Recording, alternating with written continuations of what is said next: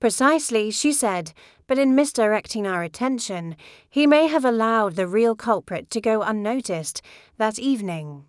The village was abuzz with the revelation that Dr. Poirot had been brought in for questioning. Though released after only 2 hours, the damage to his reputation had begun. Villagers whispered as he walked past. Appointments at his surgery were cancelled. Kitty, pale and drawn, barely left the house. At the Green Man, speculation reached fever pitch. Theories ranged from marital jealousy to financial ruin. Someone claimed to have seen Roger near the brook 2 nights prior. Another swore he'd argued with Nash in the churchyard.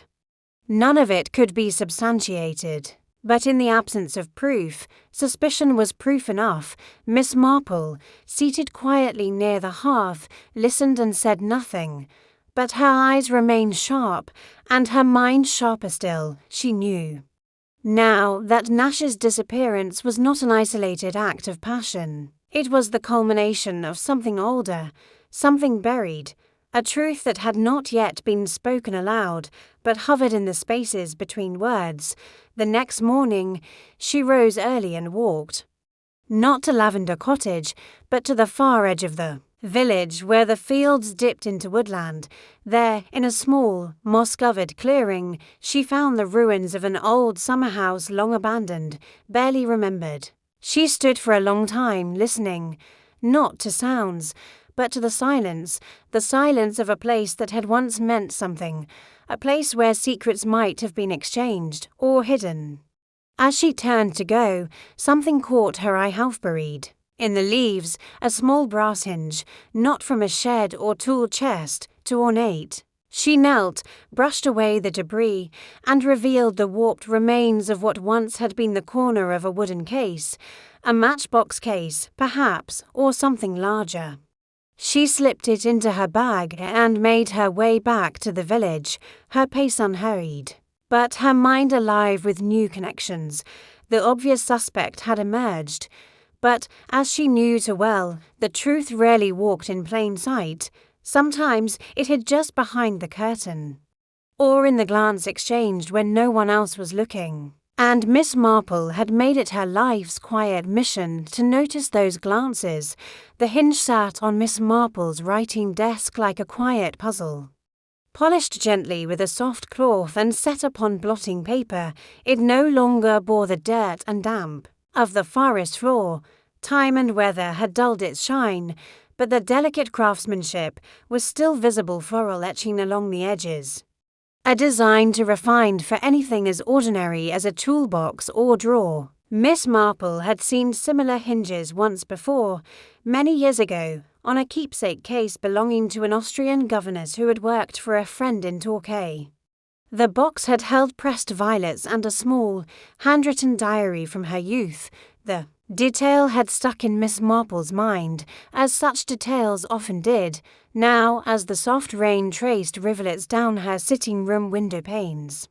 She considered this hinge, and what it might have belonged to. It seemed very likely it had once adorned one of Mr. Nash's prized display cases. Perhaps even the missing one, the one he had replaced, according to his careful ledgers, just weeks before his disappearance, the one labelled substituted. Inspector Crail arrived mid-morning, his coat damp at the shoulders and his expression notably more serious than usual.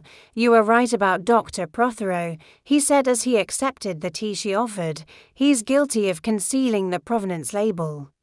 Didn't want his name tied to anything that might lead to further inquiry. Admitted under pressure that Nash had shown him a box believed to have been smuggled from France during the war.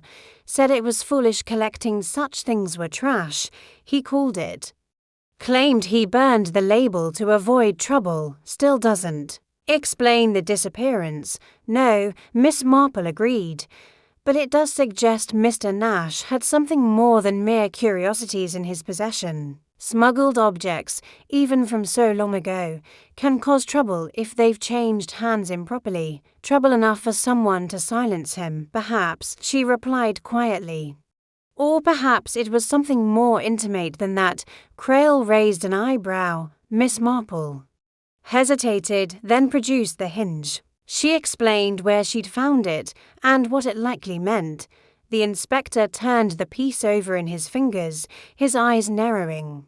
"We searched the summer-house ruins last year. Kids play in there sometimes. No one mentioned a case or any debris like this, because no one was looking for it then," Miss Marple said gently. "But someone recently used it as a hiding place or as a location to destroy something. The woods are perfect, quite secluded, and very near to where the burned remains of the box were found." Crail pocketed the hinge carefully.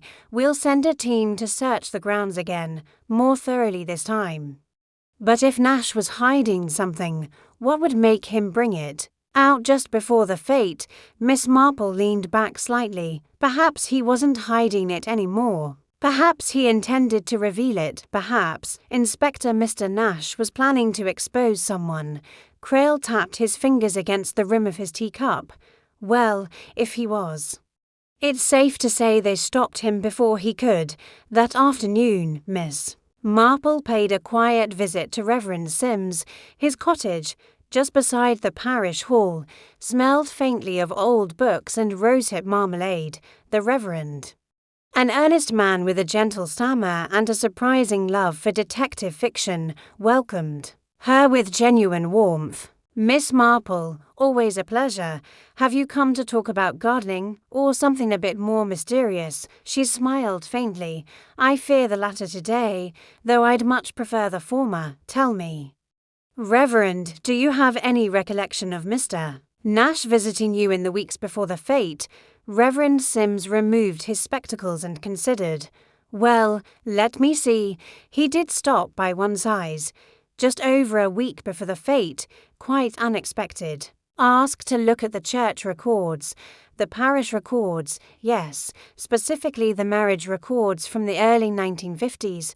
I remember it distinctly, because he was quite insistent on the year 1952. Wanted to know if a certain name appeared. I don't recall the name now. Something foreign. I told him those weren't records I could hand out lightly. He said it was for a personal matter." Miss Marple nodded slowly. "Did he seem upset?" "Not upset, no, determined, rather, as though he were verifying something." "Thank you, Reverend. That's most helpful." As she made her way home, Miss Marple found her mind returning to the year 1952. A time not so distant in the minds of some villagers, though the younger folk would call it ancient. The war had ended, but the shadows of it still lingered. There had been whispers in those years, whispers of secrets kept, identities concealed, people remade. Some had come to St. Beryl's to begin anew, and others had come to forget. She retrieved her notebook from its place beside the hearth and thumbed back through her entries.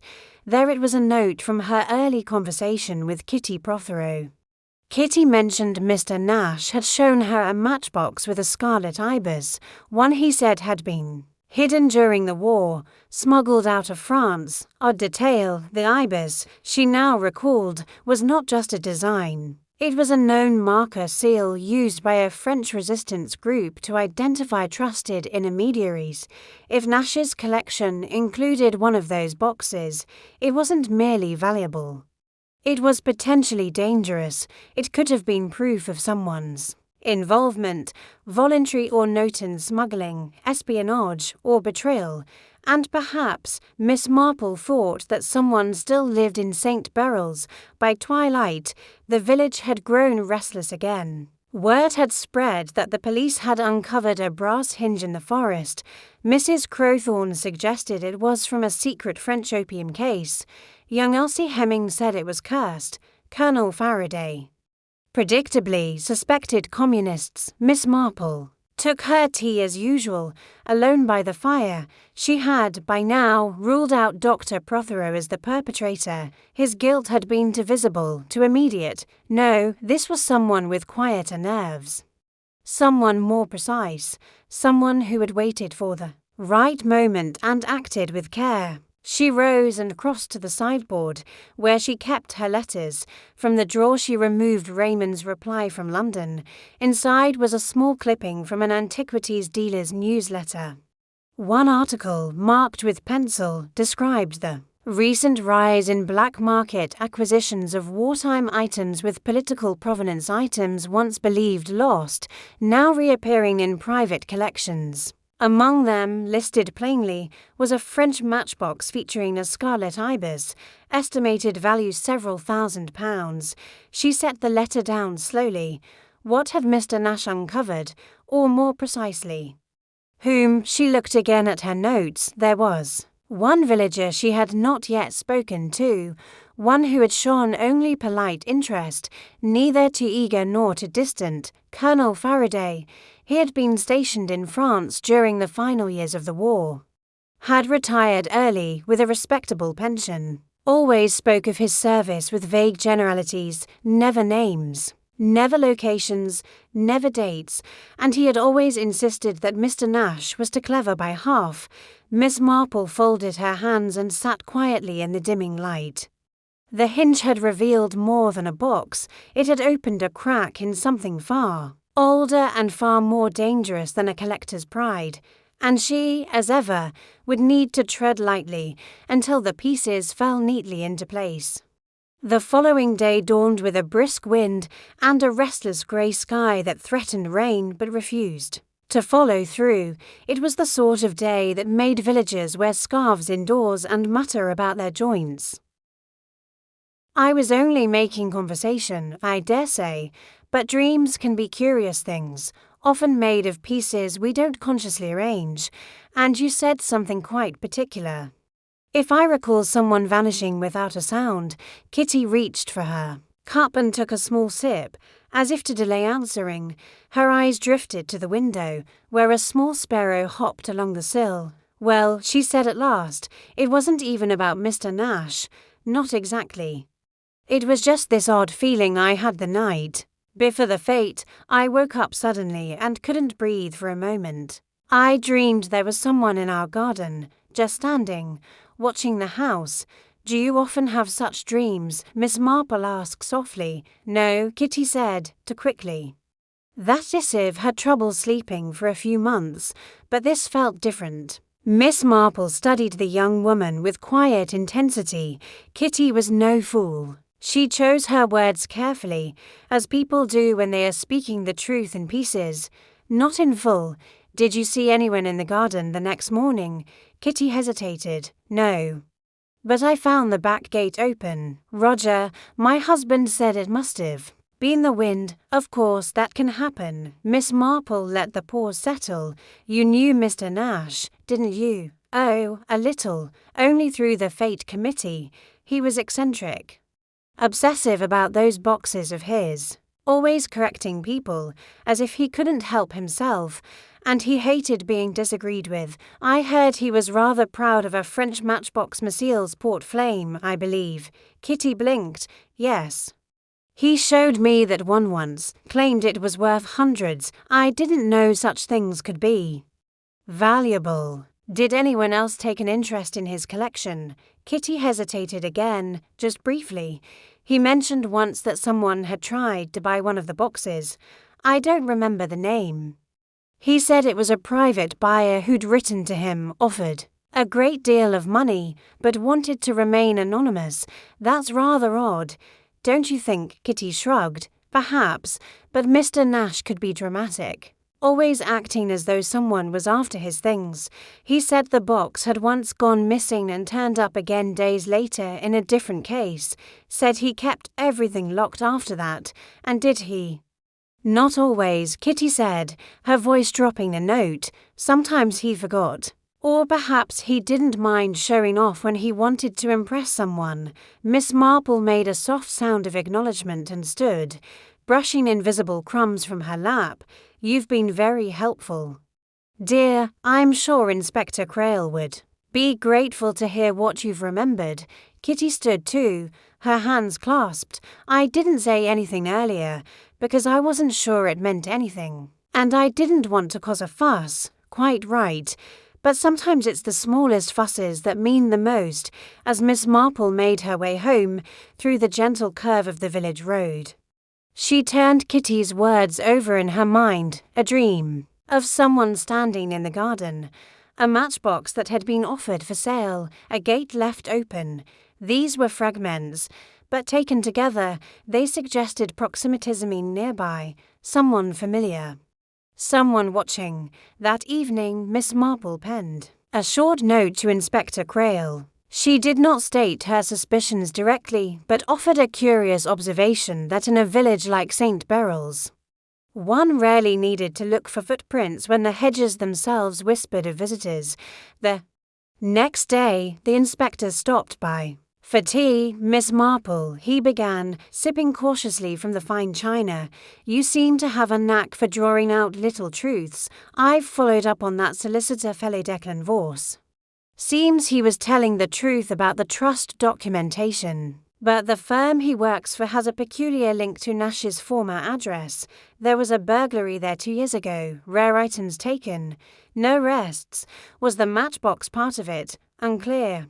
But Nash never filed a complaint. It's almost as if he wanted it kept quiet, because it wasn't a theft, Miss Marple said slowly.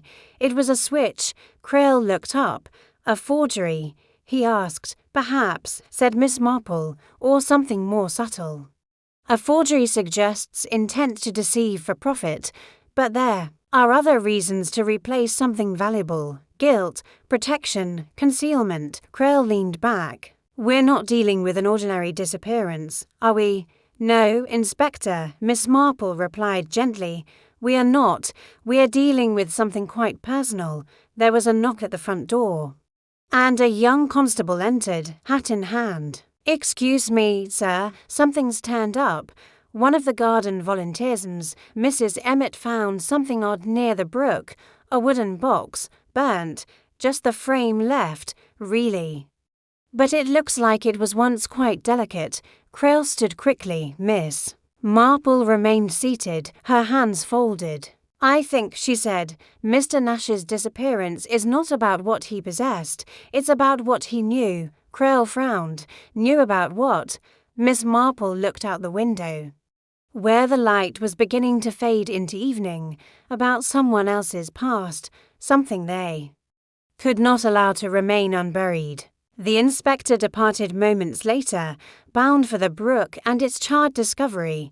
Miss Marple stayed behind, quietly thoughtful. She had seen, in Kitty's nervous eyes, something deeper than fear. She had seen the burden of secrecy, not entirely her own, perhaps, but close enough to leave shadows beneath her graceful surface, and shadows, in St. Beryl's, were rarely cast without a cause. Inspector Crail stood by the brook that meandered through the edge of St. Beryl's Common, his boots sunk slightly in the damp soil beside him. The charred remains of the box lay half-buried among moss and bracken, its once ornate corners now blackened curls of scorched wood.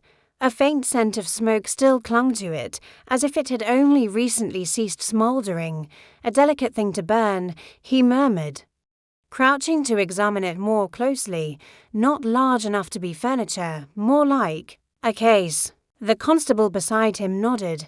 Mrs. Emmett says it wasn't here yesterday morning when she walked the path. She takes the same route every day at 9. Crail narrowed his eyes. So someone came out here during the night, or early morning. Either way, they meant for this to disappear. He rose, brushing soil from his knees, and looked eastward toward the nearest row of cottages. Lavender Cottage was just out of view, tucked behind a slight rise. Close enough to reach easily on foot, closer still to suspicion. That evening, the news of the burned box rippled through St. Beryl's like ripples across a pond. Theories blossomed, each more colourful than the last. Mr. Nash had been in possession of a cursed object. Someone had mistaken the box for a treasure chest. Mrs. Crowthorne, never one to understate, declared it the clearest evidence of foul play we've had since the poultry poisoning affair of 1936. Miss Marple, meanwhile, listened with her customary calm. sipping her tea and nodding where appropriate. She had always believed that true understanding came not just from what people said, but what they didn't. The next morning brought a knock at her door firm, brisk, and not at all tentative. It was Inspector Crail. "I think we may have a lead," he said without preamble. "I'd like your thoughts, Miss Marple, if you've a moment." She ushered him in, offered him tea which he refused, and waited patiently. "We've interviewed a number of locals," he began, "and a name keeps cropping up there, Roger Prothero, the dentist." Miss Marple raised an eyebrow, but her expression remained otherwise unchanged. "He's not well liked," Crail continued, to Blunt. "Keeps to himself, but here's the thing, he and Nash had a falling out with last month. Something about a payment for a display cabinet Nash had commissioned for the fete. Apparently Nash accused Dr. Prothero of overcharging him on dental work and made it rather public." "Indeed," said Miss Marple. "I believe Mr. Nash told Kitty. It was like being charged for the crown jewels when all he had was a filling." Crail chuckled, despite himself. "Quiet, but that's not all. Kitty finally came forward with a bit more candor. Ogre had threatened Nash, said he'd regret meddling where he wasn't wanted." Miss Marple stirred her tea gently. "And where, exactly, was Mr. Nash meddling?" Crail frowned. "That's the part Kitty wasn't sure about, but she did say Roger had become increasingly agitated in recent weeks, short-tempered, late nights. She thought perhaps he was overworked, but now—" Miss Marple said softly, "You wonder if he had more to hide than dental records." The inspector nodded. "We searched for his surgery this morning. Nothing definitive, but there was a half-bound page in the fireplace that looked like a label. The sort you'd find on the back of a collector's display." "Ah," Miss Marple said, her eyes sharpening. "That would be the provenance tag, exactly.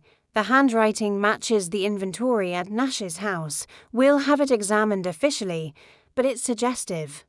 Miss Marple stood and crossed to the window. Outside, the clouds had drawn over again, casting the village in a soft, silvery gloom. "Dr. Prothero is not a foolish man," she said, "nor is he impulsive, but pride, Inspector, has led even clever men into very unwise behavior. Do you think he could have harmed Nash?" "I think," she replied, "that he is hiding something, but I do not believe it is murder."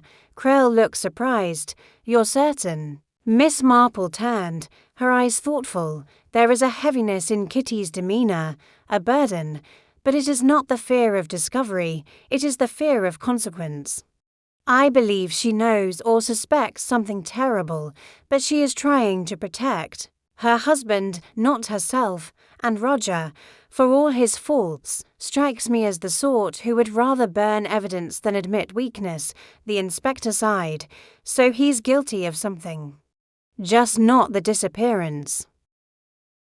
"We'll need to speak with Mrs. Dalrymple and with Kitty, but I think it's clear we now understand what was done, and why." The room was utterly silent. Outside, the wind stirred the trees. Miss Marple sat again, quietly folding her hands in her lap. She did not speak further. She didn't need to. The final test had been passed, and the truth, long buried, had risen like mist from the ground.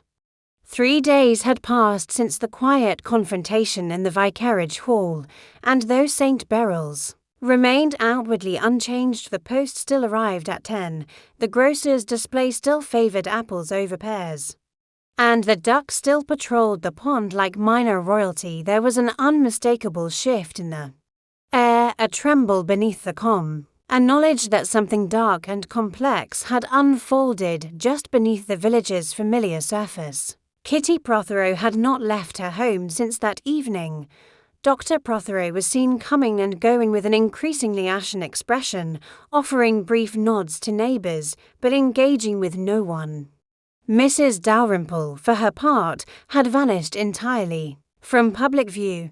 Rumours swirled. Some said she had fled to London, others that she was staying at a cousin's in Bath. In truth, she was in the care of authorities. Assisting with the last elements of the investigation, Inspector Crail had returned to West Brimley to compile his formal report, though he sent a brief note to Miss Marple thanking her, with some irony, for once again resolving a case the police could not quite reach without a nudge. Miss Marple, for her part, returned to her garden. The rain had made the dahlias bloom brilliantly, and there was something both comforting and poetic in tending to them after so much human tangle. She thought often, while pruning or repotting, about the nature of truth ere it waits, how it resists, how it rises at last in its own time. But the village, naturally, was not content to let matters lie unspoken. The truth, even when uncovered, still requires a shape to be passed from mouth to mouth. And so it was that a few select villagers were quietly invited to Danemead for tea, on a warm afternoon, under the guise of gentle company and sponge cake. Among them were Reverend Sims, Mrs. Crowthorne, whose gossiping Miss Marple had found was rarely as mindless as it seemed, Kitty Prothero, and, at the inspector's insistence, Colonel Faraday. Kitty had insisted on coming, though her hands trembled when she accepted her teacup. She wore grey, and no jewellery. She looked smaller than usual, quieter. Miss Marple waited until they were all seated and had taken a few sips of tea before she began.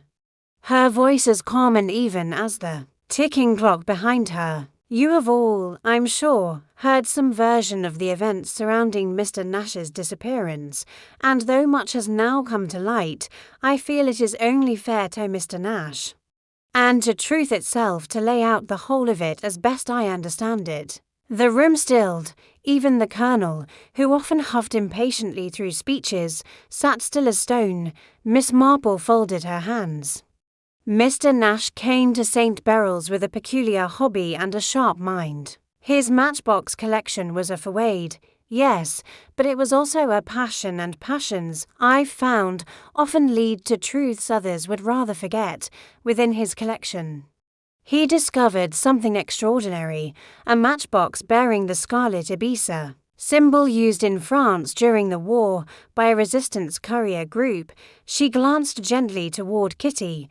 Mr. Nash was intrigued. He began tracing the item's provenance, and his inquiries led him to uncover connections, her names, faces, most notably to women who had lived in Paris during the war.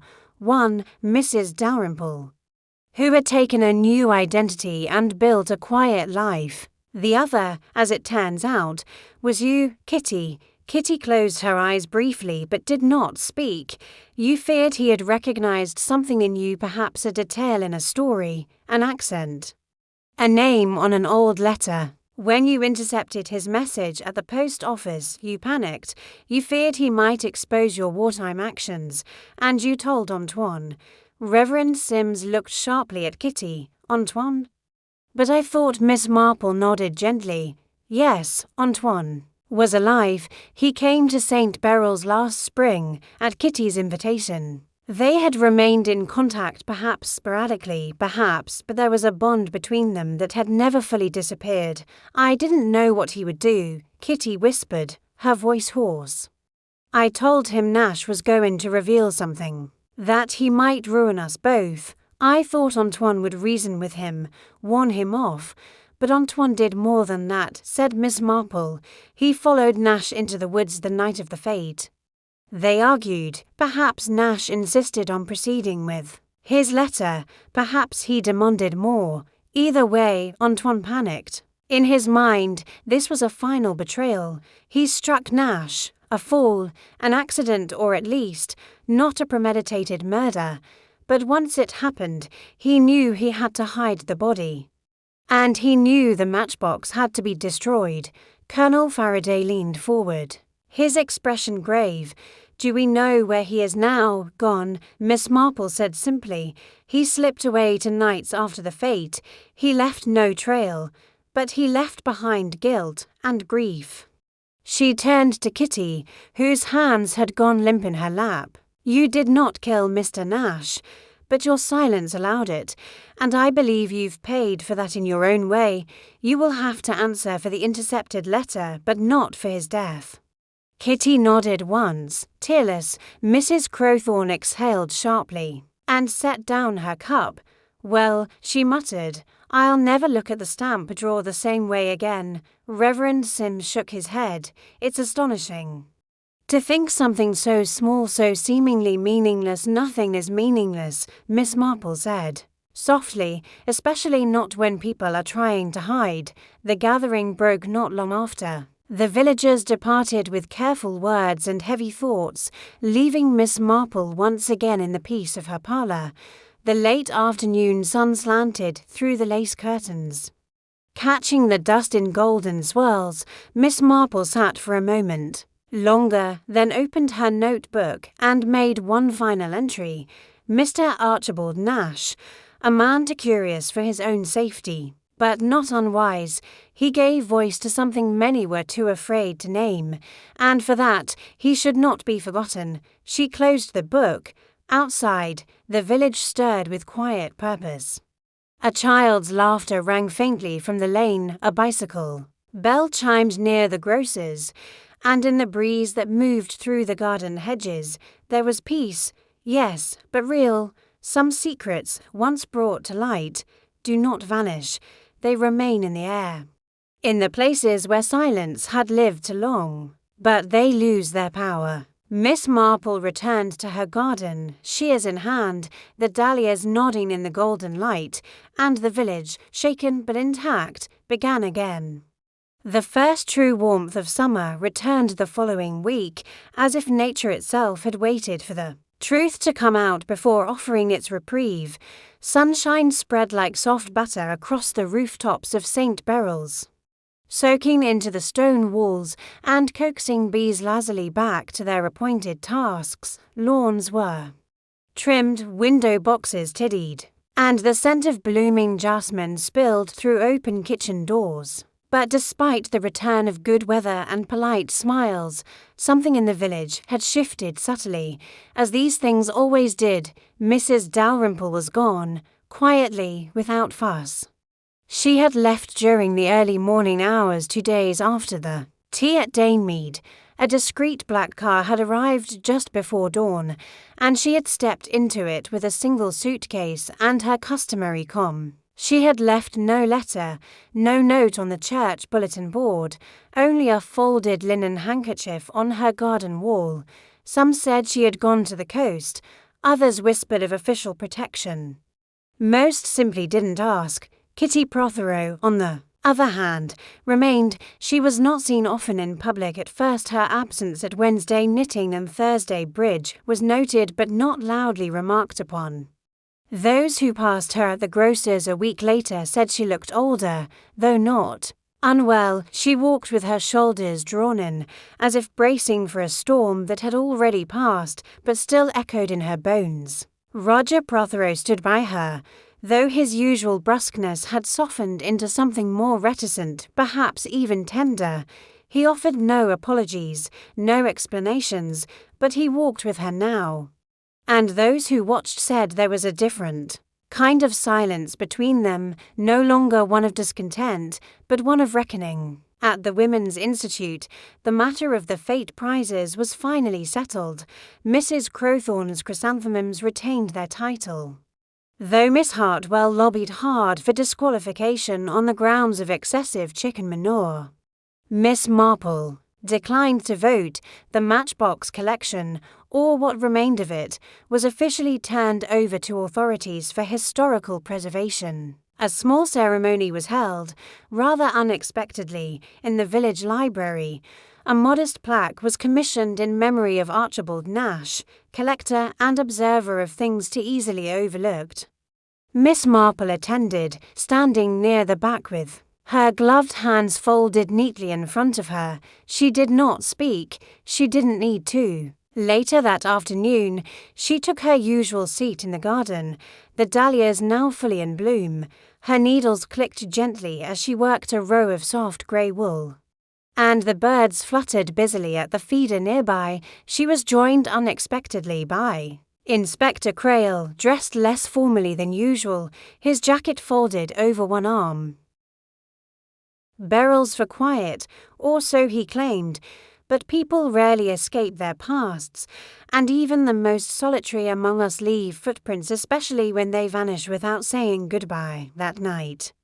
Miss Marple wrote a short letter to her nephew Raymond. In London, it was filled with small talk, a bit about the garden fete, and a passing mention of Mr. Nash's disappearance. Nowhere did she hint at her growing suspicion, but just before signing her name, she added a single, incongruous line, "Tell me, dear, what is the value these days of a Napoleon-era French matchbox in good condition?" The next morning would bring a new round of questions and perhaps, if her instincts were correct, the first hint of something very much out of place in Mr. Nash's meticulously ordered world. By the third day of Mr. Archibald Nash's disappearance, the village of St. Beryl's had reached that peculiar stage of gossip where uncertainty becomes invention. The postmistress had now remembered, though curiously only after being prompted, that Mr. Nash had once posted a letter to Belgium, written in a very secretive hand, at the bakery. A retired schoolteacher swore he'd seen Nash exchange what might have been a code with a manager. Why coat, though, this grey-coated figure later turned out to be the milkman's cousin, in for the weekend from Exeter. Miss Marple, meanwhile, had spent the morning arranging fresh lavender in her drawing-room and rereading a rather worn volume of Lives of the Saints, which she claimed, quite sincerely, helped clarify human mischief when read with the proper tea. Her thoughts, however, were less on theology and more on Mr. Nash's curious little house. Lavender Cottage, tucked near the bend of Holywell Lane, was one of those modest, two-storey dwellings typical of St. Beryl's clean brick, ivy creeping along the edges, and lace curtains that rarely stirred. The village handyman, Ned Browning, had painted its shutters just last month, and it had been Miss Marple's impression then that Mr. Nash had taken a particular pride in its presentation. "Everything in order," he had said cheerfully as she passed on her way to the greengrocer's. "I do like my world to be just so." Yet now that orderly world had fallen oddly silent that afternoon. Inspector Krill returned to the village, this time accompanied by a young man in a sharp suit with city polish written all over him. He introduced himself as Mr. Declan Voss, an associate from the firm that had brokered the sale of Nash's previous property in Sussex, a solicitor, apparently, slightly aloof, perhaps too polite. "His briefcase looked expensive, I understand. Mr. Nash has not been seen since the fete," he said, glancing around the sitting room of the vicarage where a small informal gathering had convened to offer any helpful recollections. "No, nor heard," said Mrs. Crowthorne, who had installed herself squarely in the armchair nearest the tray of scones. "It's the silence that's the most unsettling.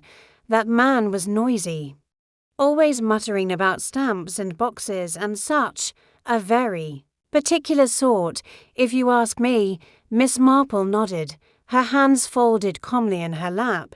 She had brought no knitting today. She didn't need it. "What exactly was your business with Mr. Nash?" Mr. Voss asked Colonel Faraday, who had taken up position beside the fireplace like a sentry.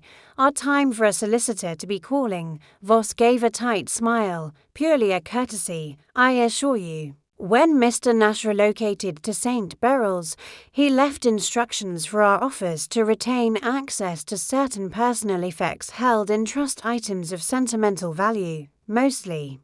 I was scheduled to meet with him next week to discuss a transfer of interest. That is all." Miss Marple's gaze lingered on the man's cufflinks, small silver ovals with a subtle enamel design, metropolitan, unassuming, yet precise. "Forgive me," she said gently, "but what exactly is meant by a transfer of interest?" The solicitor paused. "Just a matter of collectible valuation. Mr. Nash owned several items that required documentation to verify provenance. It's quite typical when dealing with niche collections, matchboxes, for instance. Some of them can be worth a lot, especially if accompanied by letters of authenticity. Is that so? Murmured Miss Marple. And with these items here, at Lavender Cottage, or still held elsewhere, that's something I'm not at liberty to disclose, I'm afraid. A polite lie, Miss Marple noted. Not unusual in legal men, but still a lie. The conversation meandered after that. No one else had much more to offer beyond repeated recollections of Nash's peculiarities and an increasing number of cryptic sightings. He had once turned down an invitation to bridge night. He had objected to the placement of a sundial near the library's herb garden. He had, most scandalously, corrected Mrs. Dalrymple in the year in which Prince Albert died. The more Mr. Nash was remembered, the less he seemed to fit within the village he had chosen. And yet it was precisely that strangeness that made his disappearance so conspicuous. Late that evening, Miss Marple found herself again walking past Lavender Cottage. She did not pause at the gate. There was no reason to, but she allowed her eyes to rest on the window once more. The curtain there had shifted ever so slightly. Nothing dramatic, just enough to catch her attention. She continued on, as though nothing had occurred, but her mind turned over the details like a page in a long-forgotten journal. Someone had been inside, or still was, the next morning. A small crowd gathered outside the cottage. Inspector Crail had called for another search of the premises, this time more thorough, and this time they brought a locksmith. Miss Marple, at Crail's invitation, was present not as an official party, of course, but in the way certain elderly ladies were allowed to be present in small villages when things became rather too curious. The cottage revealed little at first. The sitting room was neat, the bedroom sparsely furnished, the kitchen stocked with jars of apricot jam and tinned kippers. There were 3 rooms upstairs, all tidy and not a speck of dust out of place. But it was in the study that the oddness thickened. A narrow desk near the window held a meticulous inventory of the Matchbox collection, handwritten, itemized by country and decade. Every box was accounted for, or so it seemed, but as Inspector Crail flipped through the ledger, his brows furrowed.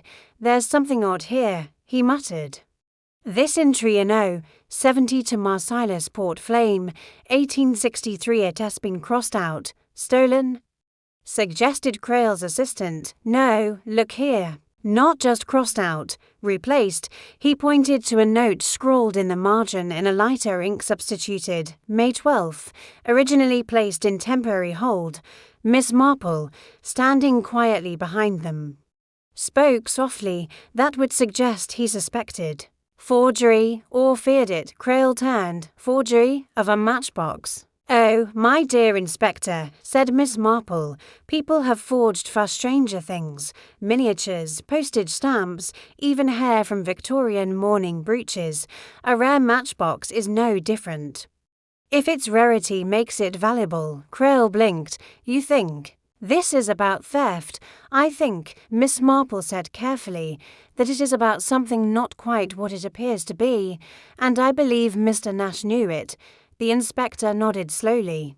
"We'll get the handwriting examined, and I'll send word to the Sussex firm, see if anything ever went missing from his prior residence." Miss Marple, already reaching for her gloves, smiled faintly. "Do look into that, and if I may, I would like to have a word with Kitty Prothero." Crail looked surprised. "The dentist's wife?"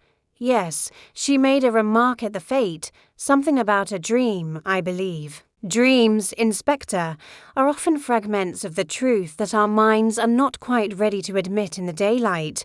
She stepped lightly over the threshold, the sunlight glinting on the brass knocker of Lavender Cottage behind her. Soon she would begin to ask the right questions, and in a village like St. Beryl's, where everything looked so ordinary, the truth was never far from the lace-curtained windows, just waiting to be noticed by someone who knew where to look. Kitty Prothero lived in a charming mock-Tudor cottage just beyond the green, near the duck pond, where elderly villagers liked to scatter crusts and gossip in equal measure. the house, freshly painted and smelling faintly of lavender polish, was the sort of place that made a show of comfort, frilled curtains in the windows, well-trimmed hedges, and a garden with just enough weeds to appear rustic without suggesting neglect.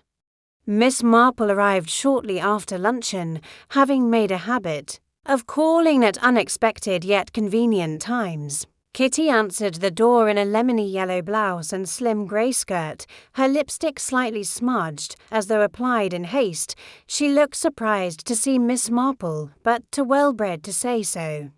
"Oh, Miss Marple, how nice to come in. I was just finishing my tea." The drawing-room was warm and filled with pale afternoon light. A tray of tea things had been left on a side table, and an embroidery hoop rested unfinished on the arm of the sofa. Miss Marple took a seat in an upright chair, declining the offered cake with polite regret. "I won't take much of your time, dear," she said gently. "It's just I remembered something you said at the fete, about a dream. Something quite dreadful, wasn't it?" Kitty's smile faltered for a moment before she recovered. She smoothed her skirt and gave a soft laugh, one hand brushing her hair from her forehead. "Oh, that I'm afraid I tend toward the melodramatic sometimes. It's silly, really." Perhaps he only wanted to satisfy a collector's curiosity, but to someone like Mrs. Dalrymple, curiosity must have felt like a blade. Crail considered this, then opened the folder. "There's one more thing. The matchbox, the one with the scarlet ibis. We've confirmed its origin. It was crafted in 1943, distributed exclusively among a group of resistance couriers in southern France. The ibis was their symbol. Only 12 are known to exist." Miss Marple exhaled. "And Mr. Nash had one. He did, or he thought he did. It may have been a copy, but if real, it would have tied him to someone who had been part of that network, or someone who had betrayed it." The inspector paused. "There's one more person I'd like to speak with, someone who hasn't come forward, someone who, curiously, has said very little about Mr. Nash despite living within a stone's throw of him." Miss Marple tilted her head. "Kitty," Crail nodded. "She's been evasive. We've been so focused on her husband that we've overlooked her. But I've reviewed a statement she gave the day after the fate. Something odd struck me." He opened a page and pointed. "She said she hadn't seen Mr. Nash since the Wednesday before the fate. She passed him near the post office and he tipped his hat. But here's the problem. We have a confirmed sighting of Nash on Thursday, in the early afternoon. He spoke with Mrs. Emmett and mentioned receiving an important letter, and later, the postmistress recalls him posting one himself. So why would Kitty lie? That's what I intend to find out." Miss Marple remained silent for a long moment. Then she reached into her handbag and retrieved a small envelope. "I wasn't sure whether to share this yet," she said, handing it to Crail. "It came yesterday, posted from London." Inside was a short note on crisp stationery from an antiquarian named Mr. Hartwell, a man Miss Marple had once met at a conference on Edwardian curiosities. The letter read, "Dear Miss Marple, the matchbox in question, the Marcellus Port Flame, with ibis crest is authentic. One of the 12. It vanished in 1944 from a safe house during a raid. Presumed destroyed. If recovered, its provenance would point directly to a betrayal within the courier line, likely from someone close. You mentioned the initials LD. Those do, in fact, appear on a partial list compiled by French investigators post-war. This is not just a collectible, it is a witness, yours." E. Hartwell. Crail whistled softly. "So Nash wasn't just playing detective, he'd found something mattered." Miss Marple nodded. "And someone made sure it wouldn't be known." Crail rose, tucking the letter into his folder. "I'll speak with Kitty, carefully. If she's involved, we'll find the truth. But something tells me she's not the one holding the blade. She may only be holding the final secret." Miss Marple rose too, her expression serene. "Secrets have a way of slipping loose, Inspector, especially when left too long in the dark. As the inspector departed into the wet afternoon, Miss Marple returned to her chair by the window. She watched the rain, and she waited for the final piece to come into view. It was a rare clear morning in St. Beryl's. After nearly a week of relentless rain, the sun returned, modest and golden, casting a soft gleam on the damp cobblestones and wet thatch. The village exhaled in quiet relief, windows opened, laundry lines fluttered again, and the ducks at the pond were momentarily elevated to symbols of good fortune. Miss Marple spent the early part of the morning in her garden, pruning her dahlias with quiet precision, but her thoughts were not on soil or petals. Her mind was on Kitty Prothero. Something about Kitty's carefully composed exterior no longer sat quite right. There had always been a tension behind her eyes, subtle, practiced, but recently it had deepened into something else, not fear exactly, but a kind of calculation. Not quite the panic of guilt, but the watchfulness of someone trying to control what is no longer manageable. At midday, Inspector Crail came by to report what he had learned. She admitted it.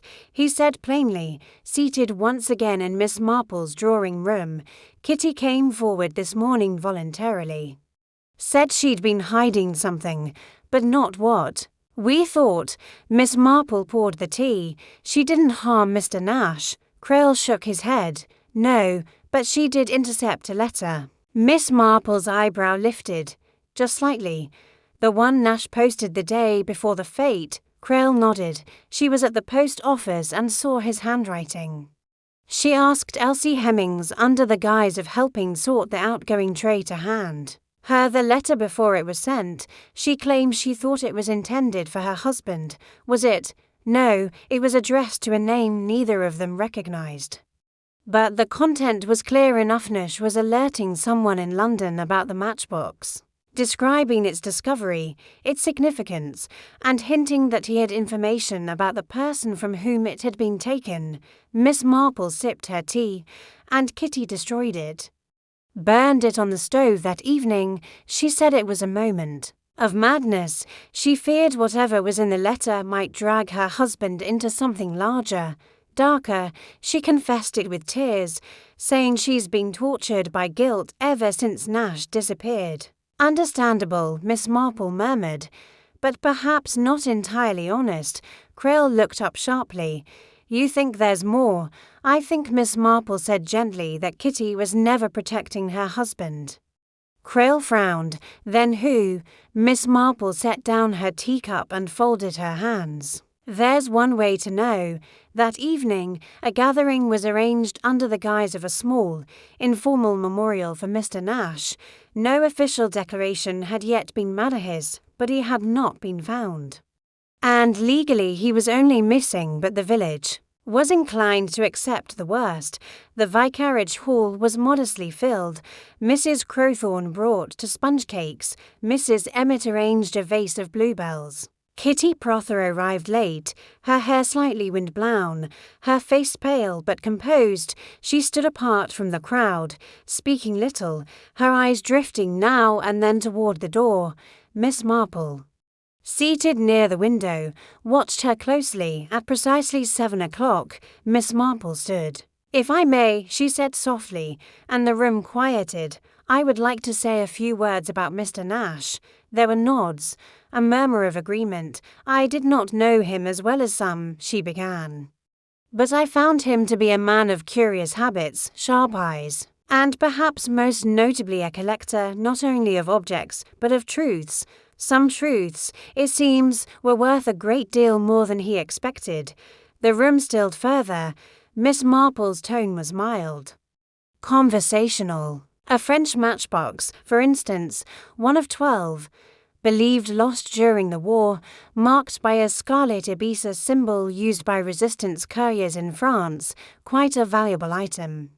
Not only in terms of money, but memory, identity. Kitty's head turned sharply, her eyes locked onto Miss Marple. Miss Marple smiled faintly. Mr. Nash discovered the provenance of this matchbox, and in doing so, discovered something about someone here. Someone who had hoped the past was buried. There was a shuffle near the back. Mrs. Dalrymple, quiet and unobtrusive as always, shifted in her seat. Miss Marple continued, "I believe Mr. Nash confronted this person, not with anger. Not with accusation, but with curiosity, perhaps even kindness. But they were afraid, deeply afraid, so afraid that they believed silence was the only answer." She let the words hang, light as cobwebs. "Kitty," she said at last, turning to face her directly. "Do you remember the man who visited you last spring? The one you told your husband was a cousin?" Kitty's face froze. Miss Marple took a step forward. "He was not your cousin. He was Antoine. The man who wrote the letter Mr. Nash had tucked inside his matchbox case. The man you loved in Paris. When your name was Lillian de Ruel." There was a long, breathless pause. Mrs. Dalrymple stood. "No," she said, softly but firmly. All eyes turned. "I am Lillian de Ruel." Kitty looked at her, stunned. Mrs. Dalrymple came forward slowly, her voice trembling but clear. "I was the one in Paris. I worked for the Vichy offices. I translated documents. But I wasn't a collaborator. I passed information to Antoine. He was the courier. The ibis was his symbol." She paused. "When he was taken, I thought I had been betrayed. I disappeared, took a new name. I came here." Miss Marple inclined her head. "But it wasn't you who betrayed him, was it?" Mrs. Dalrymple shook her head. "No, it was Kitty. She was also working in the offices. I didn't know then, but she gave up his name and fled." Kitty's face had gone ghostly pale. "I was young," she whispered. "I was frightened. I didn't know what they'd do to me." "You told yourself you did it to survive," Miss Marple said gently. "But when you saw Antoine last spring, aged, but still bearing the scarlet ibis, you realized what you had done. And when Mr. Nash discovered the matchbox and began asking questions, I couldn't risk it," Kitty said, tears brimming in her eyes. "I couldn't let it all come back. I destroyed the letter. I told Roger it was nothing. But Nash kept digging. He said he'd found another name. He was going to write again. And you didn't kill him." Miss Marple said softly, "But you led someone else to believe he was going to expose them. Someone still loyal to the truth, still in love." Kitty stared at Mrs. Dalrymple. "I told Antoine what Nash said. I thought he would be careful, that he would leave again." Miss Marple looked down. "But he didn't. He confronted Mr. Nash, and whether in anger or sorrow, something happened." Crail stepped forward now. "I'm told the village is settling down," he said, accepting a cup of tea without prompting. Miss Marple smiled. "Villages always settle, even after storms." He nodded and took a sip. "We recovered Mr. Nash's body yesterday, along the east bank of the old quarry, hidden under bracken and wrapped in canvas. No sign of trauma beyond what we expected. Likely struck his head when he fell. Antoine may not have intended it, but the result is the same." Miss Marple was quiet. "Will he be found, do you think?" she asked at last. Crail shook his head. "Unlikely. Men like him know how to vanish. But the French authorities have been notified. If he surfaces, he'll be questioned. Though I wonder whether he'll ever be seen again. Perhaps, in some corner of his soul, he feels justice was served. Perhaps not." They sat for a while without speaking, the breeze nudging the corners of the tablecloth and fluttering the edge of Miss Marple's shawl. "At least we know the truth," Crail said eventually. "Do we?" Miss Marple asked gently. "Truth is a peculiar thing, Inspector. It isn't always a fixed point. Sometimes it's a circle, seen differently depending on where one stands, I believe. We know what happened, but the way that remains a little blurred." Crail considered this. "Do you regret uncovering it?" "Never," she said, quite firmly, "even when it brings sorrow. The truth restores balance. We cannot pretend forever." He rose. to leave, offering a slight bow. "You'll let me know if you spot another mystery brewing." Miss Marple smiled. "Oh, I rarely need to look for them, Inspector. They have a habit of arriving on their own that evening." The sun dipped low over St. Beryl's, setting the sky aflame. With soft peach and lavender streaks, from behind lace-curtained windows, villagers lit their lamps and turned down their beds. A few left their windows open to the breeze. Somewhere, a gramophone played an old waltz. The vicar's cat, recently christened Inspector Whiskers, took up his post on the church steps once again, chasing moths with studied indifference, and Miss Marple sat in her parlour. The fire just beginning to crackle, her knitting now complete. She laid it aside and reached for a book, but before opening it, she looked toward the window and the fading light beyond. So much had passed through St. Beryl's in the past few weeks, old wounds. Lost names, a scarlet ibis, once a symbol of hope and resistance, had returned not with pride, but with consequence, and yet, beneath it all, the village endured. Human nature, she thought, was like her garden, a patchwork of beauty and weeds, of thorns and fragrance, often requiring careful pruning, always demanding patience, but with watchful tending. It grew, it healed, and she, its quiet observer, would be there for as long as she was needed. She opened her book. The fire glowed warmly beside her, and St. Beryl slept. Time passed, as it always does in English villages. Not with great ceremony, but through the quiet churn of daily things. The ripening of apples in the orchard, the turning of the vicar's calendar from June to July, the slow yellowing of the notices pinned to the post office board, St. Beryl's had returned to itself. Or something like it, but those with a thoughtful. I could see that the threads of the village tapestry had shifted, ever so slightly. They had been stretched, rewoven, made tighter in some places and loosened in others. Secrets, once comfortably buried beneath potluck puddings and hedgerow pleasantries, had risen and settled again, leaving behind their delicate scars. Miss Marple walked through the village one morning, as was her custom, wicker basket hooked over one arm, her soft leather shoes tapping gently on the uneven pavement. She greeted everyone with her usual kind cheermers. Emmett at her flower stall, Reverend Sims near the library steps, and even young Elsie Hemmings, who offered her tentative wave between newspaper deliveries. The girl had begun taking more care with her appearance lately, Miss Marple noticed, and had started tucking her hair behind her ears as though she were already practicing adulthood. Lavender Cottage had been shuttered, its curtains drawn and its future uncertain. Some said a distant cousin of Mr. Nash's had expressed interest in the property. Others thought it might become a museum for local oddities. A faintly tasteless idea floated by one of the parish council men, quickly smothered by Miss Crowthorne's frostiest glare. But for now, it stood empty, the Matchbox collection dismantled. The stories it held scattered like ash. 1 or 2 boxes had found their way to official archives. Others were returned to their previous owners, if such claims could be verified. Still others, it was rumoured, vanished into private hands, where they would live on behind glass, dusted weekly and shone only on quiet afternoons. Miss Marple paused at the corner by the duck pond. Children were playing, their laughter rising like bird song. One of the ducks had nested near the bench and was being observed reverently by a small boy with a jam-smeared chin.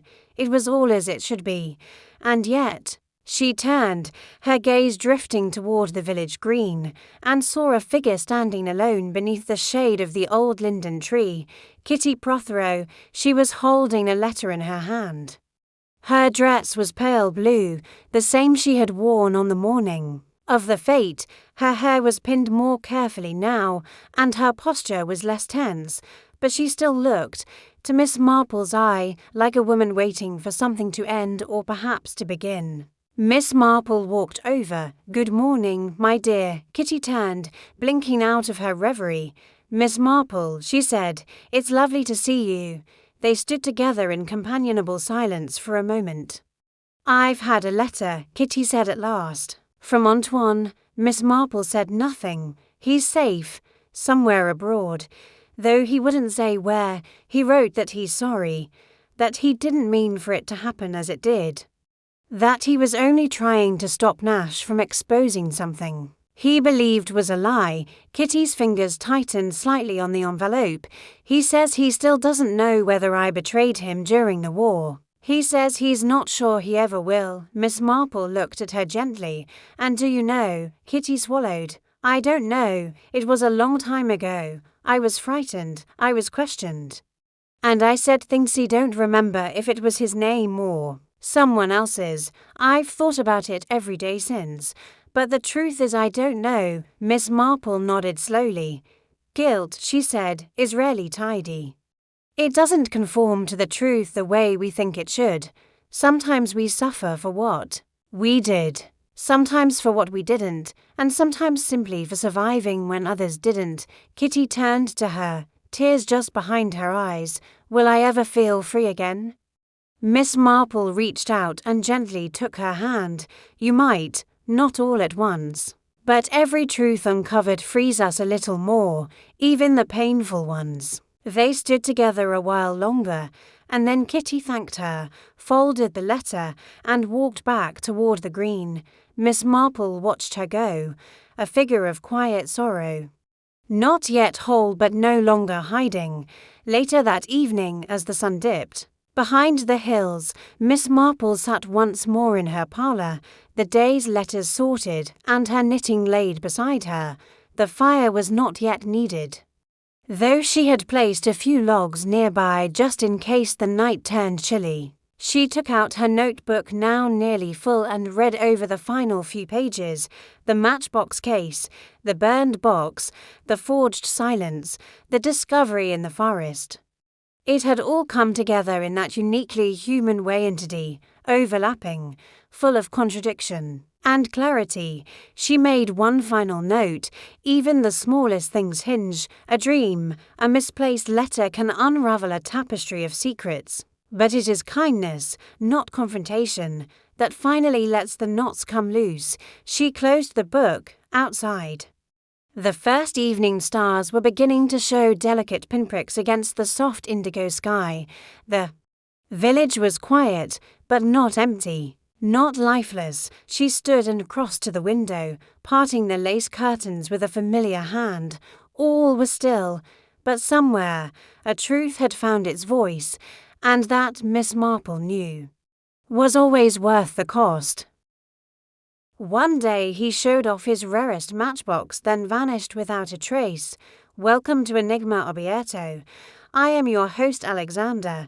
Let's connect and drop a comment telling me where you're watching from.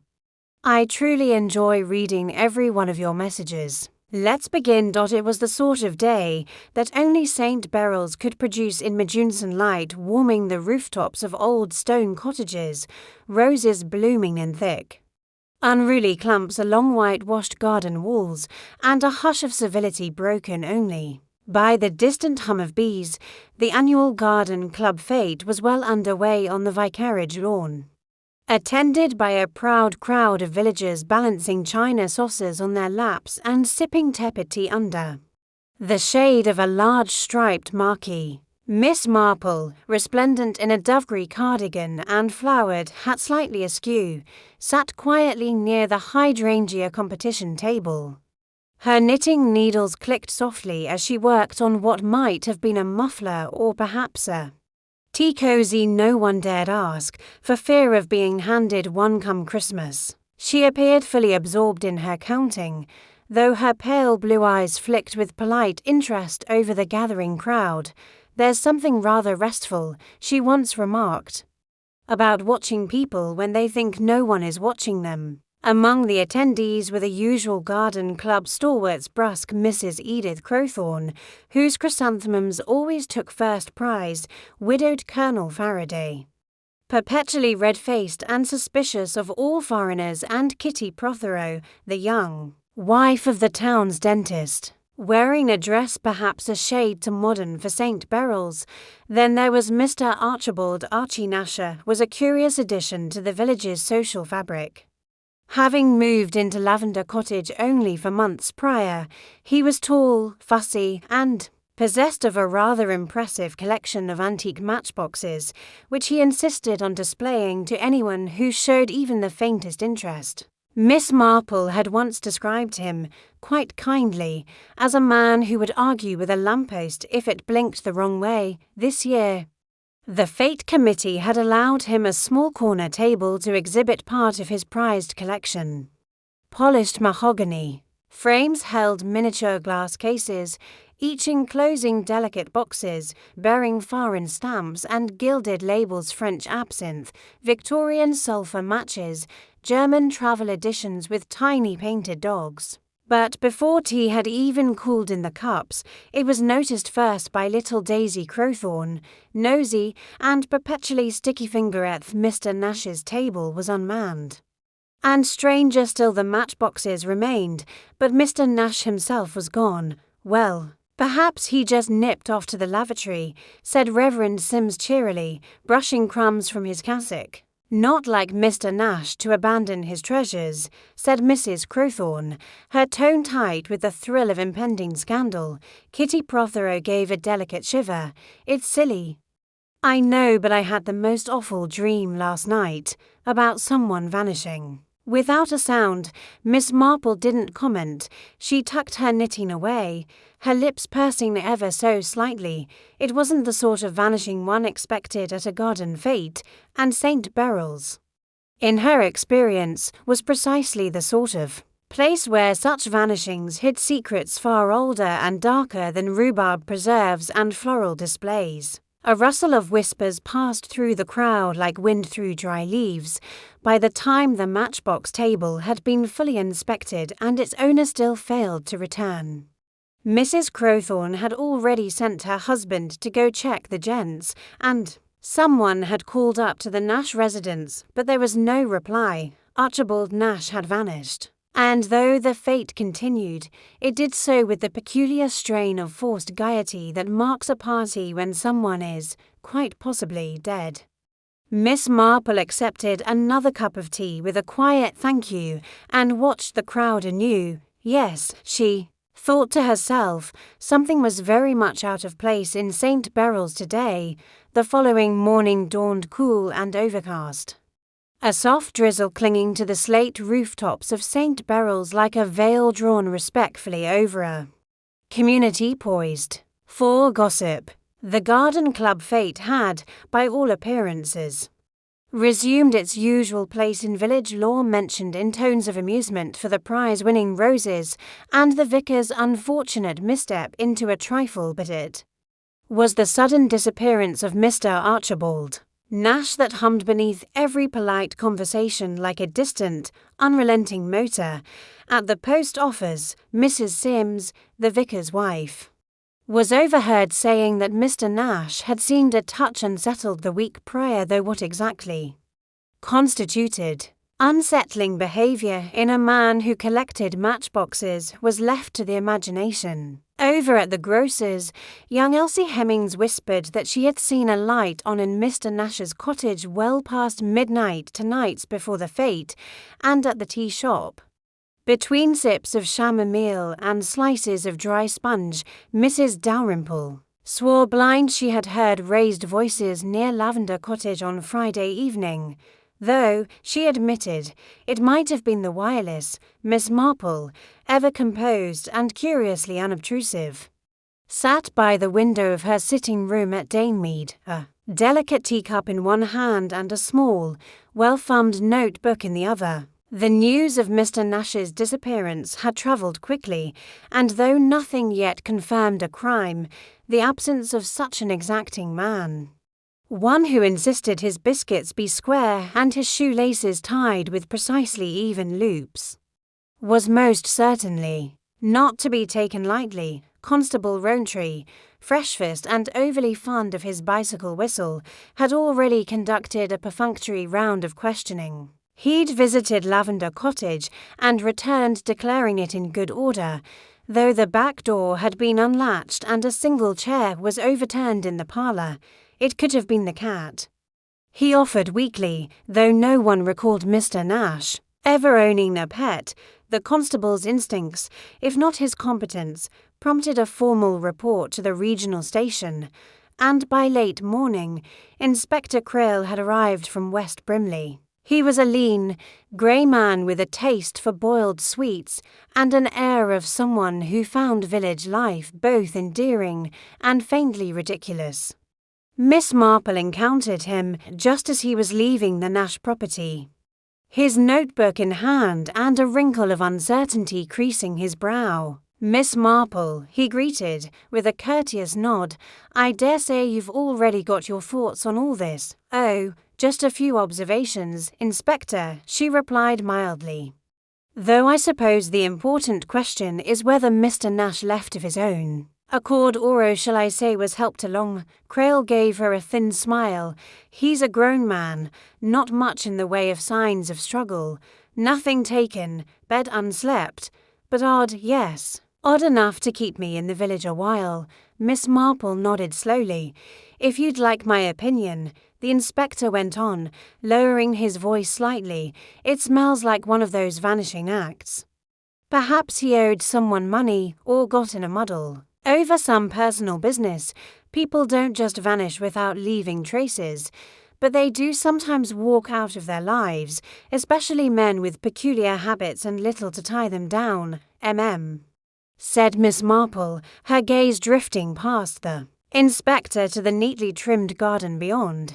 "But Mr. Nash was not, I think, the sort of man who would leave his collection unattended.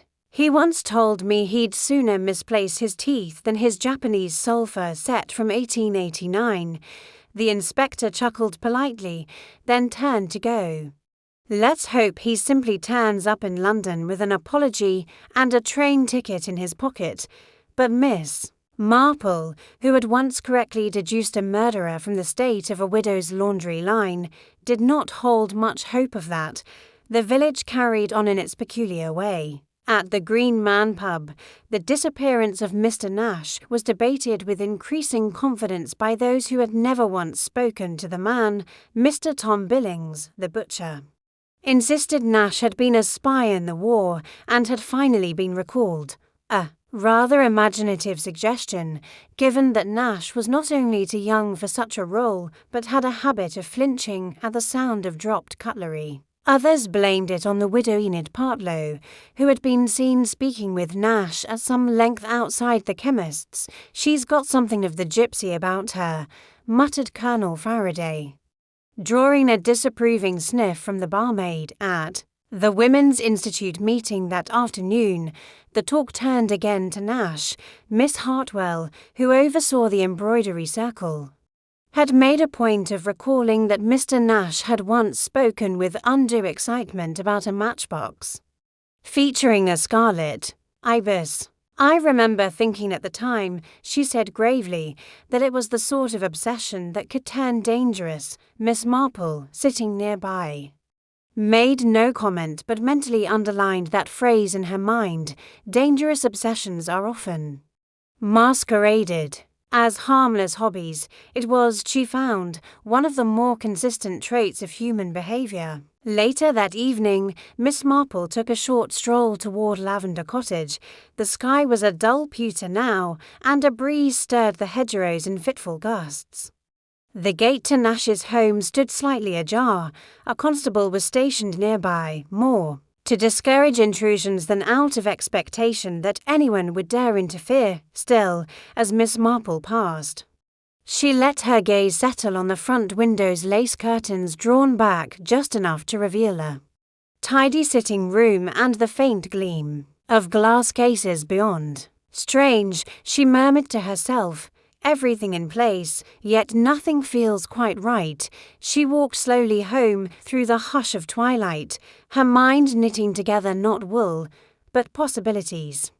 Mr. Nash had come to St. At the Green Man, firewood was stacked higher than usual, and talk turned increasingly speculative. By now, nearly everyone in St. Beryl had an opinion on who had done what, when, and to whom. Though few could agree on why, Miss Marple, however, had already begun forming a very quiet, very deliberate theory. She had observed Colonel Faraday at length over the years. He was a fixture of village life. A man of careful habits and impeccable manners. If a bit rigid in his ways, he wore record like a coat that never came off polished, respectful, but never wholly shared. When the war was mentioned, he would nod solemnly, offer some innocuous platitude about duty or service, and change the subject with military efficiency. But Miss Marple had also noticed the silences, the deflections, the names are never mentioned. And most curiously, his habit of always arriving 5 minutes late to village meetings, a man otherwise exact in all things, a small thing, but often it was the small things that spoke the loudest. She found him that afternoon tending the rose beds at the far end of the churchyard, where the ground sloped down toward the yew trees. He was in his gardening clothes, which looked suspiciously like an older set of his military uniform. His back was stiff, his hands gloved. And he greeted Miss Marple with a tilt of the head that was more salute than nod. Miss Marple, out. 4. Your constitution, always, Colonel, keeps the mind sharp, and the legs, as far as they'll go. She smiled gently and approached, careful not to step on the freshly turned soil. I was hoping to speak with you. Actually, he straightened, brushing earth from his gloves, about Mr. Nash. His expression didn't change, not exactly, but something behind the eyes stiffened.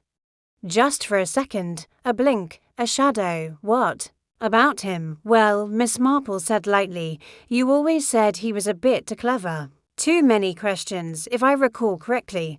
I said he was nosy, the Colonel replied, and opinionated, made a nuisance of himself, waving those matchboxes around like they were war medals. He irritated people, that's all. Did he irritate you? The Colonel gave a short laugh. I've dealt with worse. Let me assure you, Miss Marple, one doesn't come through Dunkirk and the Ardennes only to be rattled by a man who collects foreign ephemera. Miss Marple's eyes twinkled. No, I'm sure not. Though I was rather interested to learn that one of his matchboxes owned featuring a scarlet ibis was believed to have come from France, from a resistance group, in fact. A curious thing to end up in St. Beryl's, the Colonel's eyes locked onto hers, the gardening gloves now still against his side. He told you that not directly, but I do keep my ears open. The Colonel was silent for a moment, his jaw working as though chewing over a memory he did not wish to share. Then he said, with a quietness that carried the weight of something not often spoken aloud, that Matchbox, if it is what you think it is, should never have resurfaced. There were things done. Miss Marple, things no one was proud of, messages passed, names given, lives changed, sometimes saved, sometimes not. The war was full of necessary lies. Of course, she said gently. He looked at her then, really looked. I knew a man once. He said slowly, who carried one of those boxes, not because it was valuable, because it marked him as a trusted courier. It was his key, in a way, a signal. When the war ended, he vanished. Rumors said he'd turned traitor.